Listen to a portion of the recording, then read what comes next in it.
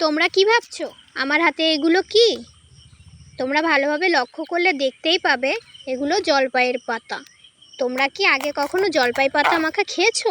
আমি কিন্তু অনেক খেয়েছি। প্রথমে ডাল থেকে পাতাগুলোকে ছাড়িয়ে টুকরো টুকরো করে নেবে।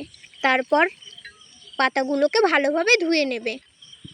2 থেকে 3 বার ধুতে হবে, পাতায় অনেক পোকা থাকতে পারে। তারপর আমি টুকরো করা পাতাগুলোকে হামানদিস্তার সাহায্যে ভালো করে বেটে নেব।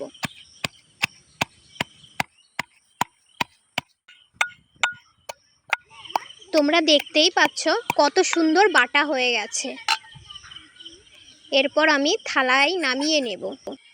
এবার হামানদিস্তার মধ্যে কিছু পরিমাণে লঙ্কা, লবণ আর সামান্য চিনি দিয়ে দিয়েছি। সেটাকে ভালো করে বেটে নিতে হবে। বাটা লঙ্কাটা দিয়ে মেখে নিলেই তৈরি আমাদের জলপাইয়ের পাতা মাখা। খেতে কিন্তু দারুণ হয়েছিল।